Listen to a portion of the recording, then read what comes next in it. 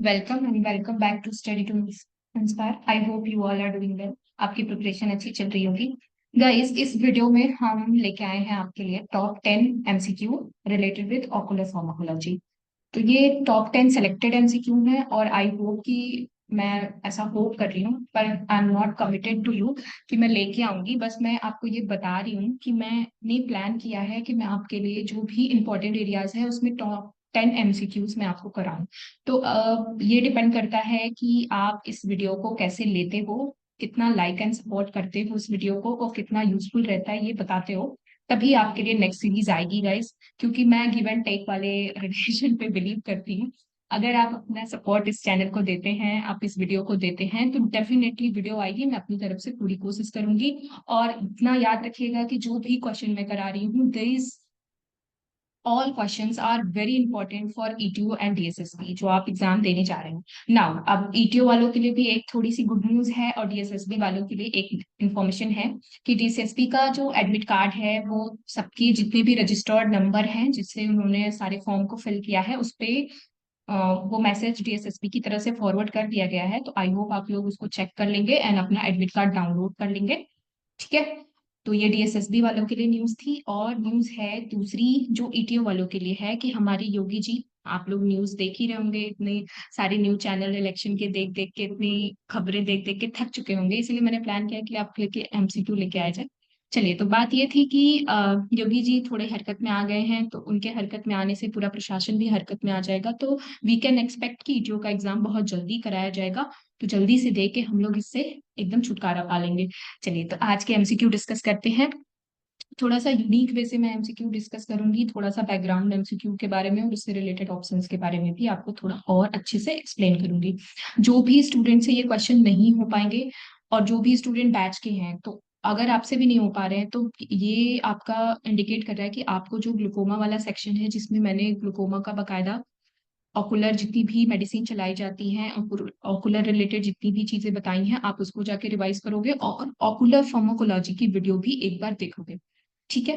वैसे तो ग्लूकोमा वाला सेक्शन अगर आप कर लोगे, ट्रीटमेंट ऑफ ग्लूकोमा वाला, तो वो आपका इस वीडियो में जितनी भी क्वेश्चन है आई होप उसको सॉल्व कर लोगे आप। और जितने लोगों से नहीं हो पा रहा है, आप भी ऑकुलर फार्माकोलॉजी स्पेसिफिक ग्लूकोमा के ट्रीटमेंट में जितनी मेडिसिन यूज होती है उनके रिलेटेड जितने भी आपने जहां से भी पढ़ा है उसको वापस से पढ़िएगा। चलिए, तो क्वेश्चन सॉल्व करते हैं। और अच्छा लगेगा अगर आप लोग मुझे बताएंगे कमेंट सेक्शन में कि आपने कितने क्वेश्चन सही किए। चलिए, पहले क्वेश्चन से सही शुरू करते हैं। तो यहाँ पे पहला क्वेश्चन आपको दिखाई दे रहा है कि which of the following is a cholinergic agent use in a treatment of glaucoma. तो सबसे पहले हम बात कर लेते हैं कि हमारा ग्लूकोमा होता क्या है। तो ग्लूकोमा हमें पता है कि एक ऐसी डिजीज है जिसमें हमारा आईओपी क्या होता है, राइज हो जाता है। और इसमें जो हमें ट्रीटमेंट देना होता है वो कैसे देना होता है। सबसे पहले तो ग्लूकोमा किसको इफेक्ट करेगा, ग्लूकोमा करता है नर्व्स को, ऑप्टिक नर्व्स को इफेक्ट करता है, जिसमें ऑप्टिक नर्व क्या होती है, डैमेज होती है। ग्लूकोमा को और क्या कहा जाता है, ग्लूकोमा को कहा जाता है साइट थीफ। मतलब साइलेंट थीफ है ये साइट का। मतलब एक धीरे धीरे ऐसी बीमारी है जो आंखों की रोशनी को चुराती है। अब बात करते हैं क्वेश्चन की कि which of the following cholinergic agent. इसमें से पूछ रहा है कि कौन सा ऐसा कोलियोनर्जिक एजेंट है जो कि ग्लूकोमा के ट्रीटमेंट में यूज होता है। ऑप्शन ए एट्रोपिन है क्या, पिलोकार्पिन है क्या, फॉली जो फेलिनेफ्रिन है क्या, या टिमिनोल है क्या।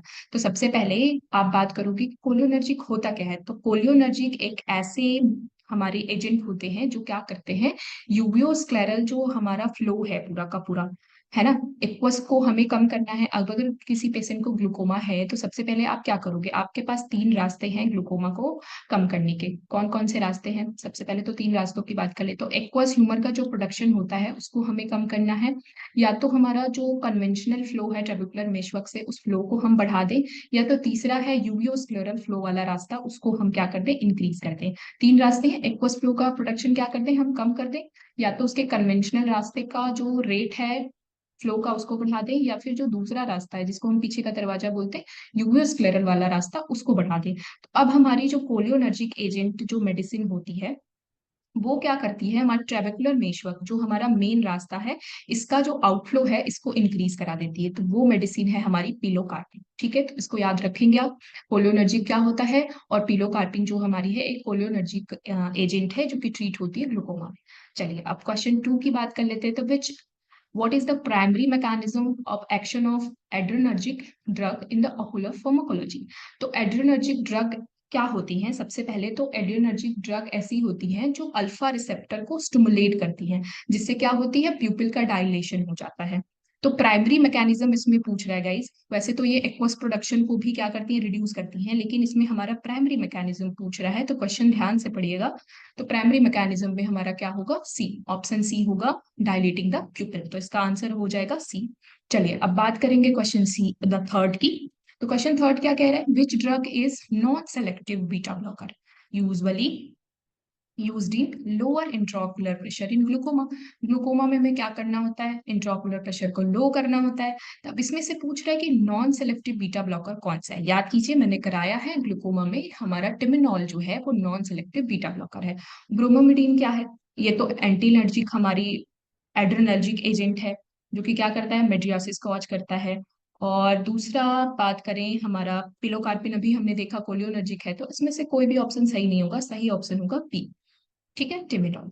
चलिए और अब question number 4, what effect does atropine have on I. ये क्वेश्चन सबको आ रहा होगा, जिसको नहीं आ रहा है वो तो फिर गड़बड़े मामले है ना। एट्रोपिन हमारा क्या करता है, मियोसिस करता है क्या। मियोसिस सबसे पहले होता क्या है, मियोसिस क्या होता है, प्यूपिल का कॉन्स्ट्रिक्शन, ये तो नहीं करता है ना। मेड्रियासिस एंड साइक्लोप्लेजी दोनों इफेक्ट रखता है हमारा एट्रोपिन, तो ऑप्शन बी क्या हो जाएगा, सही हो जाएगा, हमें सी डी पढ़ना ही नहीं है। चलिए क्वेश्चन 5, हमारा क्वेश्चन 5 क्या कह रहा है, phenylephrine is primarily used in ophthalmology. Phenylephrine क्या होता है सबसे पहले, और इसको प्राइमरली यूज किस लिए करते हैं। तो फेलिनेफ्रिन जो हमारा है वो एड्रेनर्जिक एजेंट है, जो कि एक्वस के प्रोटेक्शन को क्या करता है, कम करता है, और मेड्रियासिस कॉज करता है प्यूपिल में। मेड्रियासिस यानी प्यूपिल का डायलेशन कॉज करता है। तो इसको किस लिए यूज करते हैं, हम dilate the प्यूपिल of diagnostic procedure, तो हम डायलेट करते हैं प्यूपिल को इससे। क्वेश्चन नंबर 6 कह रहा है कि which of the following is a side effect of prostaglandin analogue used in a glaucoma treatment. तो प्रोस्टाग्लैंडिन एनालॉग क्या होते हैं गाइस, इसका साइड इफेक्ट पूछ रहा है। तो साइड इफेक्ट क्या होगा, पहले ऑप्शन को पढ़ते हैं। इंक्रीज करेगा क्या इंट्राओकुलर प्रेशर, कभी नहीं। अगर ग्लूकोमा के ट्रीटमेंट में दिया जा रहा है तो हमें कोई भी मेडिसिन इंट्राओकुलर प्रेशर को कम करने के लिए दे दी है, अगर वो बढ़ाएगी तो हम उसे क्यों देंगे, तो ये ऑप्शन तो कतई गलत हो जाएगा। अब ऑप्शन बी की बात करते हैं, तो eyelashes growth and iris pigmentation. Systemic hypotension, ये भी नहीं होगा। डिक्रीज करेगा ट्रियर प्रोटेक्शन, ये भी नहीं होगा। तो ऑप्शन बी होगा, आईलिसिस की ग्रोथ करता है और आइरिस पिगमेंटेशन को क्या करता है, थोड़ा और ज्यादा डार्क कर देता है, या फिर लाइट भी कर सकता है। पिगमेंटेशन ऑल ओवर गड़बड़ हो जाता है इससे। प्रोस्टाग्लैंडिन एनालॉग जो हमारी मेडिसिन है वो जो ट्रीटमेंट के लिए यूज होती है ग्लूकोमा में, उनका ये साइड इफेक्ट है, ये भी याद रखेंगे आप। चलिए अब क्वेश्चन नंबर हम 8 की बात करते हैं। क्वेश्चन नंबर 8 कह रहा है कि which drug is anticholinergic agent that used medriasis and is the often used for cycloplegic refraction। मेट्रियासिस cause कर रहा है और सबसे पहले एंटी कोलियोनर्जिक होनी चाहिए। तो टिमिनॉल है क्या, नहीं। टिमिनॉल क्या है, बीटा ब्लॉकर है। पिलोकार्पिन क्या है, कोलियोनर्जिक है। ब्रोमोमिडिन क्या है, एड्रेनर्जिक हमारी दवा है। तो हमारा ऑप्शन सी बचता है, दैट इज ट्रोपिकामाइड। इसको हम क्या करते हैं, साइक्लोप्लेजिक रिफ्रैक्शन में यूज करते हैं। ये भी इजी क्वेश्चन था। चलिए question number 9, which of the following is not a mechanism by which adrenergic drug can lower intraocular pressure. मतलब एक एड्रेनर्जिक ड्रग जो कि इंट्राओकुलर प्रेशर को कम कर रहा है, पर इसमें से चारों ऑप्शन में से क्या उसका मैकेनिज्म नहीं है। तो decreasing aqueous production, aqueous humour का प्रोडक्शन डिक्रीज करेगा, हाँ। पर ये तो सही ऑप्शन है, हमें कौन सा पता करना है, गलत ऑप्शन पता करना है। तो गलत ऑप्शन क्या होगा, ब्लॉकिंग द इंट्राओकुलर, ये जो हमारा सॉरी, ब्लॉकिंग द ट्रेबेकुलर मेशवर्क। तो यूबियोस्क्लेरल हमारा जो आउटफ्लो है उसको तो बढ़ाएगा ही बढ़ाएगा, लेकिन हमारा जो करता है काम वो कौन सा काम नहीं करता है, ब्लॉक नहीं करता कभी भी ट्रेबेकुलर मेशवर्क को। तो इसमें से ऑप्शन सी हो जाएगा इसका राइट। चलिए question number D and the last, sorry question number 10, question number D नहीं। तो लास्ट क्वेश्चन है ये हमारा, which class of drug is primarily use to reduce aqueous humour production by inhibiting carbonic anhydrase. तो carbonic anhydrase को inhibit कर रहा है, तो कौन सा होगा, कार्बोनिक एनहाइड्रेस इनहिबिटर। सिंपल सा आंसर है।